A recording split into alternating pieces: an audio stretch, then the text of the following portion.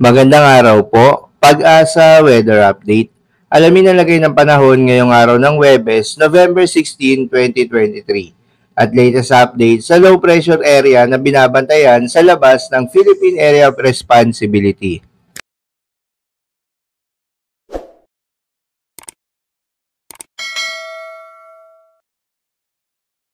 Magandang umaga po sa ating lahat. Ngayon ni araw ng Webes, November 16, 2023 at narito magiging lagay ng panahon para sa buong maghapon at sa mga susunod pang mga araw.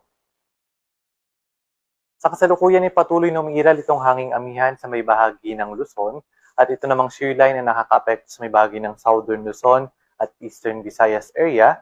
At sa ngayon ay patuloy pa rin yung ating monitoring sa low pressure area na nasa labas pa rin nating Philippine Area of Responsibility, huling namataan sa may layong 1,020 kilometers sa may silangan ng northeastern Mindanao. Ito pong low pressure area na ito sa ngayon ay mas bumaba pa yung chance na maging bagyo sa mga susunod na mga oras at inasahan po natin na mananatiling mababa yung chance nito na maging bagyo within the next 48 hours. And possible po na pumasok ito ng ating Philippine Area of Responsibility within the next 24 hours. And bagamat magiging bagyo man ito o hindi, inaasahan po natin na sa paglapit nito by Sunday, especially sa may bahagi ng Eastern Visayas and Caraga area, ay magdadala po ito ng mga malalakas na mga pagpulan. Kaya yung mga kababayan po natin sa may bahagi ng Bicol Region, Eastern Visayas and Caraga, paghandaan po natin yung paglapit nitong sama ng panahon na ating binabantayan dahil posible po itong magdala ng mga pagbaha at pagbuho ng lupa.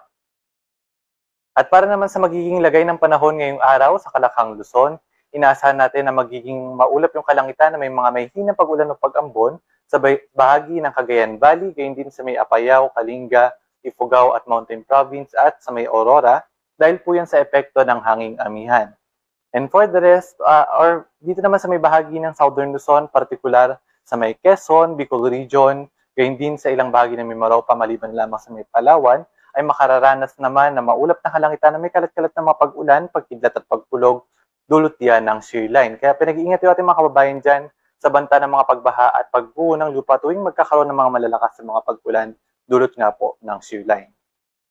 At sa nalalabing bahagi ng Luzon, especially dito sa may bahagi ng Northern Ilocos Region at sa nalalabing bahagi ng Cordillera, Central Luzon at Calabarzon, asahan yung bahagi maulap hanggang sa maulap ng kalangitan. Kasama na rin po sa Metro Manila, magkakaroon lamang po na may hinang pag-ulan o pag-ambon. At dito sa may bahagi naman ng Palawan at sa may Kalayaan Islands ay magkakaroon naman ng mga localized thunderstorms.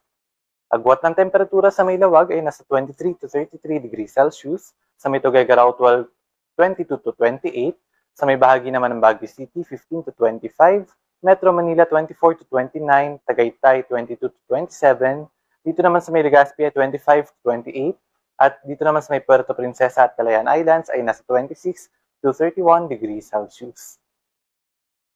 At para naman sa magiging lagay ng panahon sa Kalakhang, Visayas at Mindanao, dahil pa rin sa epekto ng shear line, naasahan pa rin sa buong maghapon ang maulap na kalangitan na may kalat-kalat ng mga pag-ulan, pagkidlat at pagkulog sa may bahagi ng Eastern Visayas at sa may Caraga. Pinag-iingat po uli yung ating mga kababayan dyan sa mga banta ng mga pagbaha at pagbuho ng lupa dahil possible po na magkaroon ng mga malalakas na mga pag-ulan dulot ng shear line.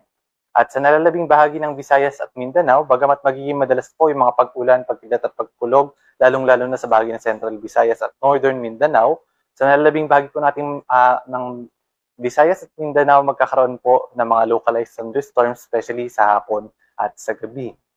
Ang agwat ng temperatura sa Iloilo at Metro Cebu ay nasa 27 to 32 degrees Celsius, sa may Tacloban at Cagayan de Oro, 25 to 32, dito naman sa may bahagi ng Davao City ay nasa 26 to 33 degrees Celsius at dito naman sa may Zamboanga City, 25 to 33 degrees Celsius.